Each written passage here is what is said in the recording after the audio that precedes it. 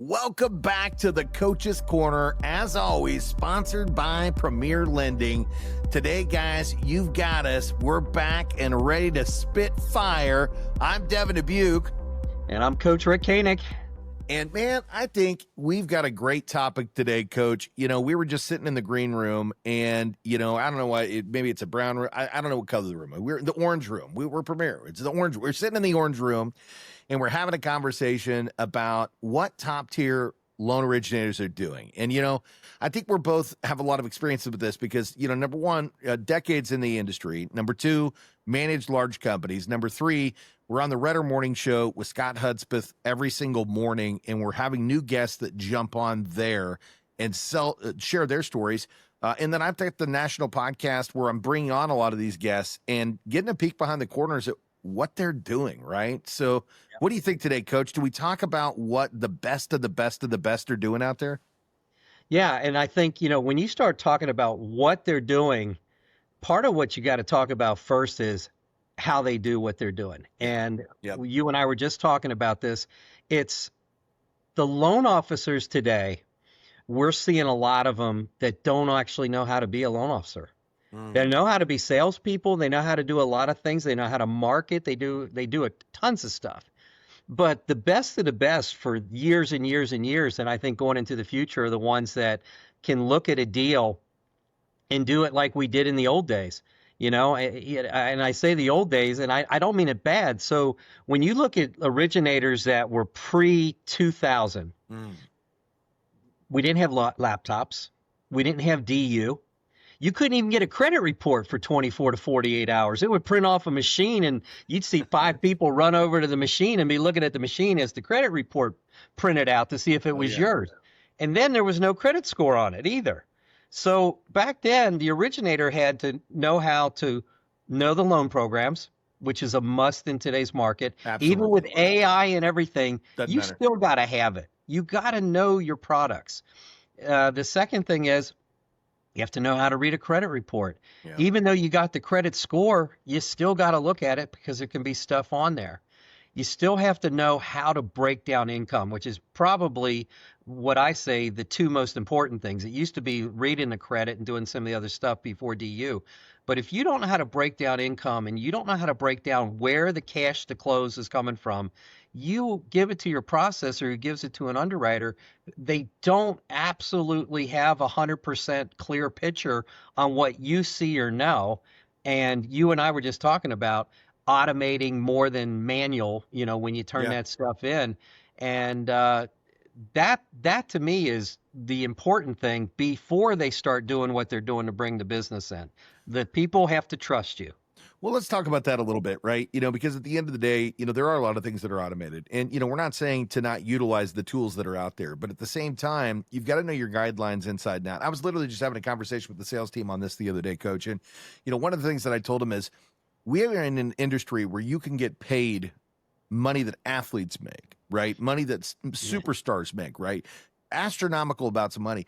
But the people that are out there that are making that kind of money, they're at the top of their game, right? And the way that I analyze this, and this is my true belief, is if you're an attorney, you're spending a lot of time in school going through all these law books so that you know case versus case is this, right? And this is how I'm going to defend my client, okay? Well, in this industry, if you want to be able to serve the people, and let's talk about this because there's a lot less people here. There's a lot less loans to go around.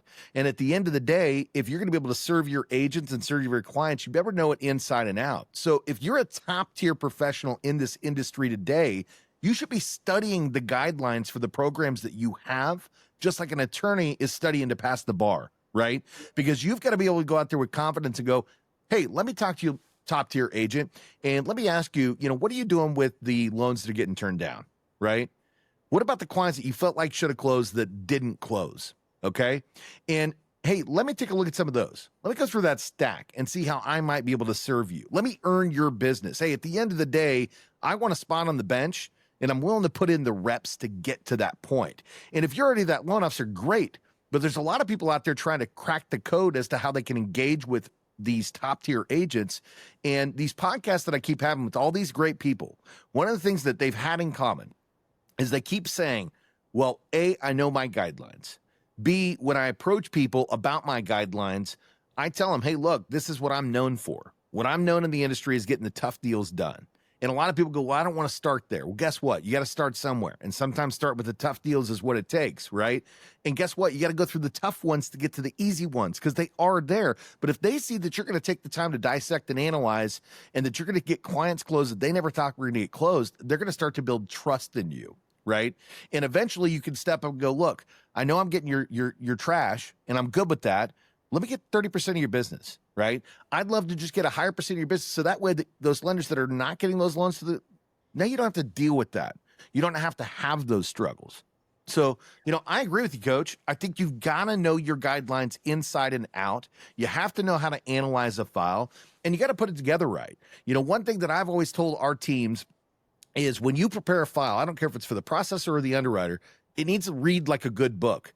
It can't be a Quentin Tarantino movie. And I love Tarantino, man. I am a huge fan, right? But if the end is at the beginning or in the middle, like that process, they don't know where to start. You want to put it together in a point where they go, ooh, shoot. And you want that underwriter to never pull out the red marker. You want them to always have the green pen in their hand going, ooh, smiley face, stars. And the next time your file comes through, guess what? They're probably going to move somebody else's aside, grab yours and move to the top of the stack. 100%. It's funny that we use the movie and the sports analogies, but it's so true. A lot of it's just like going through the NFL draft recently.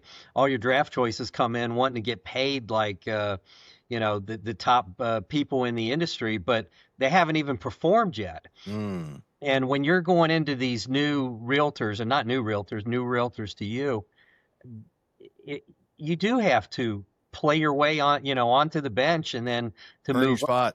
The easiest thing to do is to have that conversation when you've already closed 5 or 6 tough deals and say, hey, you know what? I think I'm earning some stripes with you. I think I'm earning points. I have closed deals that your other people couldn't do. Can you imagine how well I take care of the clients that are actually easy to do? And, quite frankly, I don't make any more money doing a hard one than I do an easy one.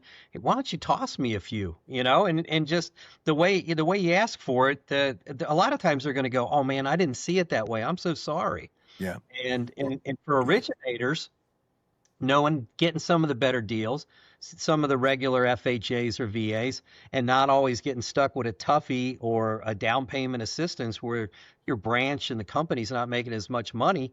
It can be the difference between not only just doing deals and building a relationship, but it can be the difference between being profitable as a loan officer. And both have to be taken into account.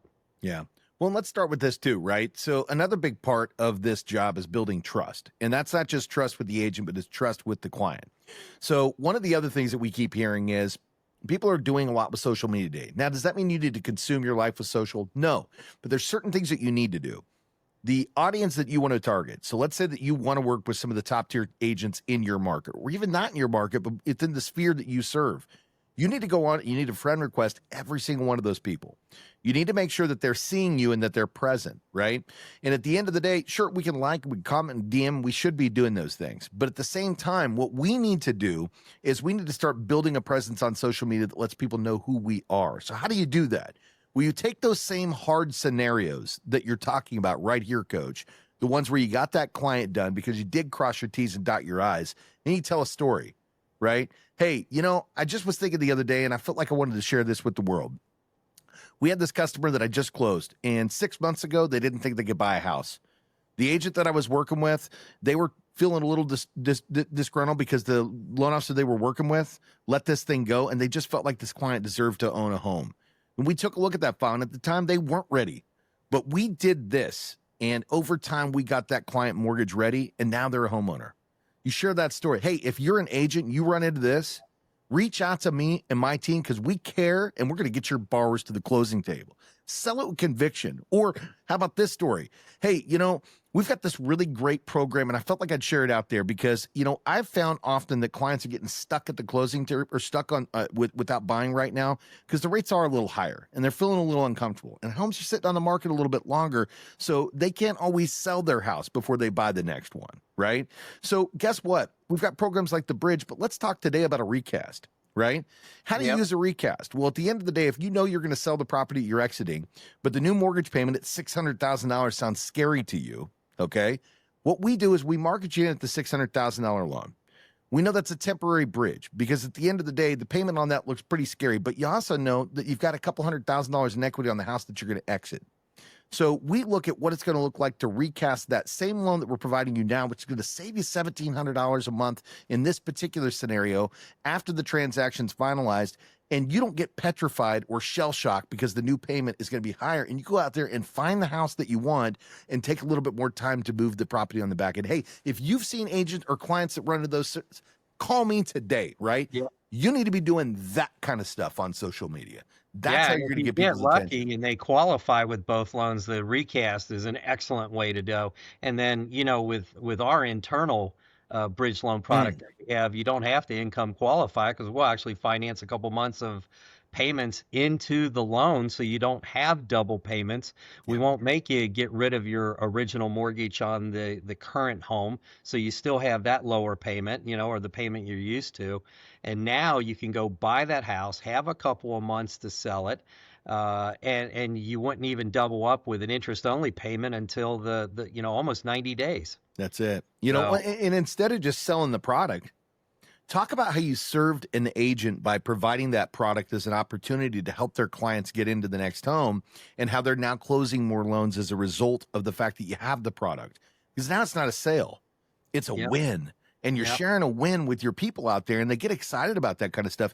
The other thing, and this was one that I never really thought about, we had a gentleman on the other day, and he was talking about how he actually started putting all of his wins on social when they go to the table and they close the loan, and then shares a little bit of story about how they got the client there and the agent that they won the deal with. And what he said was, if they forget to make that post, he actually gets a call from one of his agents going, hey, why did I get a post like Susie got the post? Because now you're promoting that, and they want to be on that list. They want to be somebody that's out there getting promoted. So when you start building that brand and that channel that people are tuning to, and you go out and friend request these agents, and then you start to build relationships with them, they tune into your channel or they see something slide across because you guys are now friends, and they go, oh my God, this is a guy or a gal that gets it done. They're actually helping agents get more closings by providing value, right? Yeah. And that's what it's all about. Yeah, so if you break this down, what's the most important? The most important is to know how to do your job. Yeah. Do the origination, know the loan programs, qualifying them. The second thing is, how are you meeting these people? Some of them are making phone calls, but before they're making the phone calls, they're looking at them on social media, they're friend requesting them, they're making comments, and not just, like. That doesn't work. 5-word type comments so that it's picking you up in the algorithm. Yeah. And the next thing you know, their people see you. Other agents see you. Their clients see you. Clients that are going to use them see you. And so now all of a sudden you've got the right to, pick up the phone and call them and go ahead and try to do that first deal. I know I've mentioned this before. I got a good buddy, Coach Dave Brown, out there in Texas, and he always says, don't be a pitch pirate. So you can't friend them, like one thing, and then boom, be on the phone with them instantly trying to get a deal going. So, without doing that first, take some time to build the relationship, that people see it. So, qualifying products, how to contact them. What other? Didn't maybe DM them, Coach? DM them. Hey, you know what? We got friends on Facebook, and I seen what you're doing, and I got to tell you, man, I really feel like we could complement each other. I'd love to catch up for 15 minutes. We're bound to have a contract fly across each other's desks sometime. Let's have a meeting and just get to know each other a little bit. Yep. And that's natural. And now it's warm because they've been seeing you. They accepted your friend request. You waited for them to accept the friend request before you hit them with the first DM. And it's not a cold call because it's warm. You guys actually know each other a little bit ahead of time. And because you're out there actually posting the wins that you're making happen right now, they're already got a little bit more confidence in who you are as a person. That is your business card. You know what? I'm going to say it right. I don't know if anybody's saying this. Social media in 2025 is your business card. Yeah. Yeah. How many? I don't even have a business. I haven't had a business card. I don't think since 2020. I don't think I've Yeah. had a business card in 5 years. You know, uh, Maybe heck, a I got QR a tag code. on my bags that I made myself that looks like a business card just for when I travel. Yeah. You know, Yeah. Mine's on so my phone. It's a QR code, and where does it take you? To my social page. Why? Because at the end of the day, how do you get to know me? Well, you can see my family, my kids, who I am, what I'm doing on the weekends. And at the end of the day, you can see the people that I'm serving and how we're helping those people. And that's what it's all about. If you want to bridge connections in today's world, make sure you got the value. And what's the value? You. But if you don't have the value, if you're not, you need to step up your game. Get out there, get yourself educated, learn your guidelines, know your selling proposition, like what it is that you bring to the table that's better than everybody else, and then show the world that you got it, right? Like that's what it's all about. yep. Well, I think we hit them with a few things, and I know we didn't look this up in advance, but if you need to learn about loan products, about Mm, qualifying people, your title companies are usually pretty good about having information online on their websites that you can go to learn about everything. And if you don't, the National Mortgage Bankers Association actually has classes that you can take. And if you check around, there are companies out there. I just talked to a buddy of mine, J.R. Huber, out of the Nashville, Tennessee area. J.R. ran a company, mortgage investors group out of Tennessee for a number of years. He started his own training company and coaching company and licensing company. There are lots of people out there like that that have the ability to help you get the knowledge. And then the other thing is talk to your underwriters and your onboarders and things like that. And if you're not comfortable, ask your team, ask Devin, ask myself to help you learn how to do stuff like that yeah. so that, you can quickly become that expert. Because, when Devin and I started, man, there was no formal training. No. Yeah. When I said to one of the guys in the office, we might know a lot of the same people. Do you have a list of your agents so I stay away from them? And he walked in my office and he dropped, and now I'm really aging myself. He drops a white pages and a yellow pages on my desk, and they're this thick, and they were the Cincinnati, and he drops them on my desk and says, "There you go. These are all mine." And I just said, "Game on, brother." Well, and I want to leave with this too. Make sure you're aligning yourself with a group of people that are there to help empower you. Whether it's through a coaching program or just making sure you're working with the right group of folks. Before we hopped on here, and this literally just happened, so I got to speak about it. We use Roam, ro.am, as our virtual office so that all of our folks can find each other and meet with each other and help each other. And I literally saw 3 people in one of the virtual offices in a meeting, and I knocked on the door, the virtual door, right, to let myself in. And they said, come on in. And what did I see when I walked in? Pay stubs, right? Now, mind you, this is 2 loan officers and a pre-approval specialist. And what we've got is we've got a younger guy who's newer to the industry who is trying to figure out how to make sure that he's providing great value. And then we got an older guy that's been doing this for a long time. And then we've got our pre-approval specialist who's kind of sitting back, orchestrating the whole thing. And they're training this younger guy how to make sure that he is analyzing these things properly so that he sells this loan to the client with confidence, can provide that pre-approval to his agent with confidence, because this is a trickier loan. And these aren't sales managers that are having these kind of conversations. These are their team members who really care and want to support one another. Align yourself with something like that, right? Whether it's a coaching program or the right company, get into a community where people care about helping you get to that next level so that you can be a guideline guru.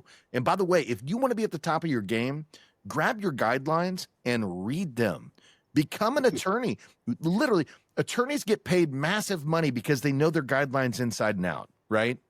That's what this industry is. If you want to make $1 million more a year, learn the guidelines inside and out. Become the Jedi master of the mortgage industry. Set yourself apart from the competition. So I think this is where we leave them today, Coach. What do you think? Did we give them some good knowledge today? Hey, man, you're sending me off to vacation on a high note. Well, enjoy it, man. I wish I could have joined you on this one. We'll definitely we'll always have Vegas coming up here soon. And, we'll get to break some bread together there. We'll do some producer trips down the road here. Amen. Amen. I love it. Well, guys, I'm Devin Dubuc. I'm Coach Rick Koenig. Keep coming back every single week for the Coach's Corner, where we're going to give you all kinds of insight as to what producers are doing right now to build their business. Hey, if you haven't already, like, follow, subscribe, share this with 3 people in your sphere that need to hear it.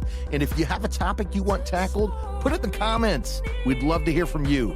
Till the next time, we'll see you then.